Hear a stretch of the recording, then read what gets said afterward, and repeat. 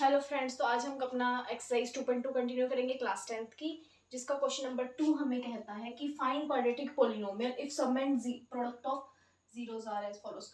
हमें सम और product of zeros यहाँ पर दिए गए हैं। सम ऑफ जीरोस क्या है, यानी कि अल्फा प्लस बीटा है 1/4 एंड प्रोडक्ट है -1। इन दोनों को देखकर हमें जो है इक्वेशन फॉर्म करनी है। फर्स्ट क्वेश्चन में इक्वेशन दी गई थी, हमें जीरोस निकालने थे।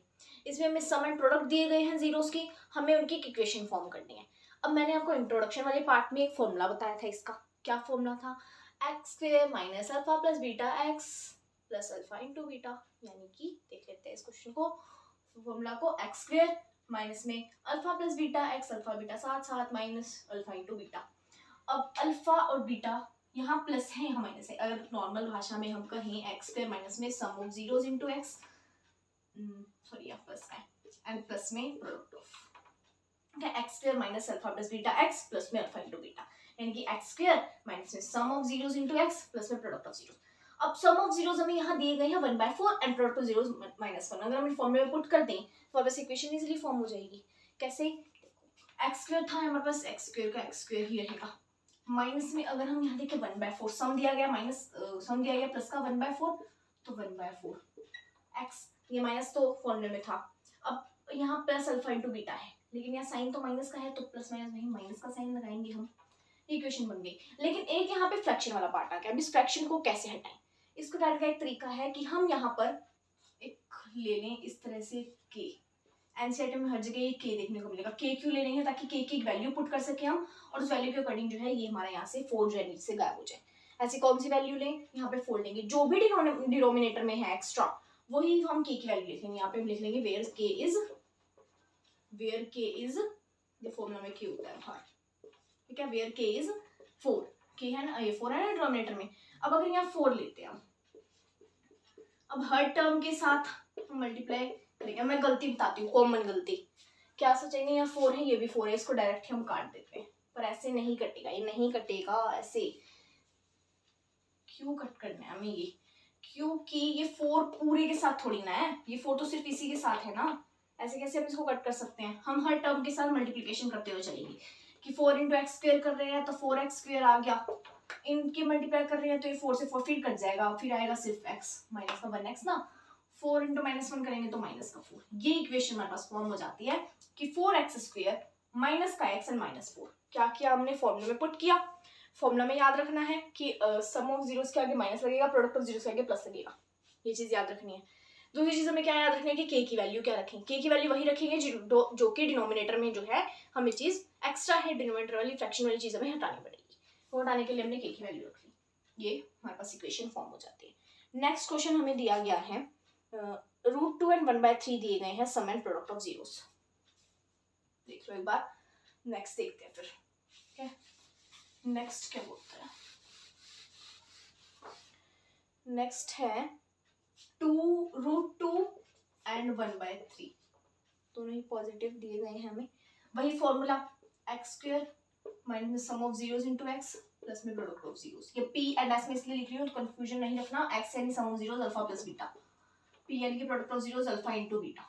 यहाँ अल्फा बीटा साथ साथ, यहाँ अल्फा बीटा लड़ाई है, इंटू का साइन होता है ना, अल्फा इंटू बीटा। लड़ेंगे हम, आज युद्ध करेंगे। अब माइनस आएगा जब साथ साथ है, माइनस आएगा जब युद्ध होगा तो प्लस आएगा। दोनों की शक्ति जो है एक दूसरे से टकरा रही है, पॉजिटिव साइन आएगा।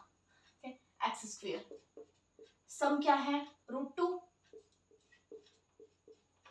प्रोडक्ट क्या है? 1/3। फिर इसमें 3 एक चीज एक्स आ गई। अब इसकी x रख लेते हैं यहाँ, तो इसकी x k रख लेते हैं यहाँ पे, जो कि वैल्यू हम रखते हैं। k क्या रखेंगे? डिनोमिनेटर में 3 है तो यहाँ k3 रख लेंगे। यहाँ पे लिखेंगे हम, एग्जामिनर के लिए लिखना पड़ेगा वेयर k = 3। अब मल्टीप्लिकेशन वही हर टर्म के साथ, फिर हमारी इक्वेशन फॉर्म हो जाएगी। पहले टर्म के साथ, पहले नंबर के साथ इसके साथ करें तो 3x² आ जाएगा, फिर इसको इसके साथ करें तो 3√2x आ जाएगा, इसको फिर इसके साथ करें तो 3 से 3 कट जाएगा, सिंपल बना जाएगा। ये हमारे पास इक्वेशन फॉर्म हो गई कि 3x² माइनस का 3√2 प्लस 3√2x प्लस में 1। वही चीज की हमने पहले जो की थी, फॉर्मूले में पुट किया, k की वैल्यू हमने सोची, फिर k की वैल्यू रख दी। नेक्स्ट क्वेश्चन, नेक्स्ट पार्ट में क्या होता है? नेक्स्ट पार्ट बिल्कुल सेम ऐसा ही है नेक्स्ट है कि थर्ड में दिया गया 0 एंड प्लस वाला ही 0 है एंड 0 तो ही कोई साइन नहीं होता, 0 एंड √5, 0 एंड √5। सम देखें तो 0 आ रहा है, प्रोडक्ट देखें तो √5 आ रहा है। फिर फॉर्मूले में पुट करते हैं, x² माइनस का सम है उसका प्रोडक्ट। अब यहाँ सम तो 0 ही है, ये तो रहेगा ही नहीं, 0 ही है तो 0 इंटू एक्स करेंगे तभी तो 0 ही आएगा, यहाँ सिर्फ ये रहेगा प्लस का प्रोडक्ट यानी कि। अब ये x² का x² प्लस में ये क्या है √5, ये आ गई। ऐसा क्वेश्चन में फर्स्ट पार्ट में किया था, x² प्लस में √15 कुछ ऐसा था क्वेश्चन, वैसे ही ये इक्वेशन हमारे पास बन गई। इसमें मिडिल टर्म की नीड नहीं थी क्योंकि सम ऑफ जीरो जब हम रख रहे थे 0 आ रहा था तो 0 ही आएगा। अब x² प्लस में रूट हमारे पास 5 आ जाता है। ठीक है, अब एक चीज से हम मिलते हैं कि एक चीज पता चलती है कि अगर हमारे पास अल्फा सम ऑफ जीरोस अगर हमारे पास 0 आ रहा है कि अल्फा प्लस बीटा अगर 0 आ रहा है तो उस इक्वेशन की मिडिल टर्म कोई होगी ही नहीं। ठीक है, मिडिल टर्म की तरह से 0 हो जाती है। नेक्स्ट पार्ट देखते हैं। नेक्स्ट पार्ट में क्या बोलता है कि -1/4 and +1/4, oh sorry third fifth है, तो फोर्थ पार्ट है 1 एंड 1। फोर्थ तो और भी इजी है, 1 और 1 दिया गया है हमें, सम 1 है, वही x² माइनस में सम क्या है 1, प्रोडक्ट क्या है 1, आई गई इक्वेशन x² माइनस का x प्लस का 1। इजी था, इसमें कोई डिनोमिनेटर था ही नहीं तो कोई कंफ्यूजन नहीं होगा, x² minus x plus 1। Next part बोलता है हमें, फिफ्थ पार्ट कहता है माइनस का 1/4 है प्लस का 1/4 है। आगे वाला रिस्पेक्टिवली जब भी बोला जाए क्वेश्चन के अंदर, रिस्पेक्टिवली कि आगे वाली चीज आगे वाली को डिनोट करती है, पीछे वाली को।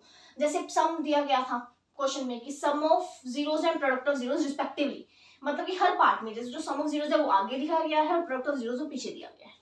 ठीक है, अब देखते हैं -1/4 एंड +1/4, फिर वही फॉर्मूले में पुट करेंगे x² माइनस का -1/4 प्लस में 1/4। अब मैंने यहाँ 2 बार माइनस क्यों लगाया, एक तो फॉर्मूले के अंदर होता ही है और एक सम ऑफ जीरोस के साथ भी में दिया गया है इसलिए। तो क्या आ गया x² माइनस माइनस प्लस का 1/4 और हमारे पास प्लस का 1/4। अब फिर वही 4 है डिनोमिनेटर में दोनों के साथ, तो 4 आ जाएगा बाहर, k की वैल्यू के तौर पर 4 आ गया।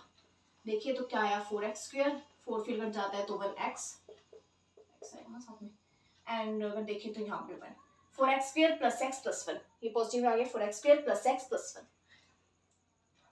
सिक्स्थ पार्ट क्या कहता है, सिक्स्थ भी इजी ही है, एक ही क्वेश्चन रह गया, एक ही पार्ट रह गया, 4 एंड 1 दिया गया, इसमें भी कोई दिक्कत नहीं है, डिनोमिनेटर वाली सिंपल हो जाएगा। फिर फॉर्मूला एक बार देख लो, x² माइनस में अल्फा प्लस बीटा यानी कि सम ऑफ जीरोस का x प्लस में अल्फा इंटू बीटा।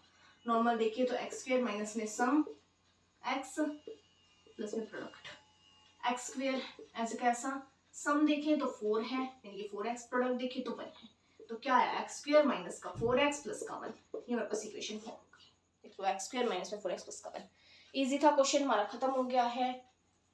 ये क्वेश्चन डोरेमी के नाम, डोरेमी होता है ना उसका नाम, डोरेमोन की सिस्टर बहुत क्यूट होती है।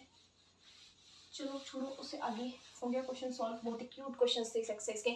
एक अच्छी चीज आपके लिए है, कुछ इसमें हाई जो हमने लास्ट क्लास में 9th में किए होंगे डिवीजन वाले क्वेश्चंस है ना, डिवाइड करते थे इक्वेशन को, उन्होंने हमें फैक्टर दिया होता है, हमें डिवीजन करके दिखानी होती थी, वो वाली चीजें रिलेटेड है, वो करनी ही नहीं है हमें अगले एक्सरसाइज में जो है। सो इन बता के लिए गुड न्यूज है या नहीं देखते हैं, बाय।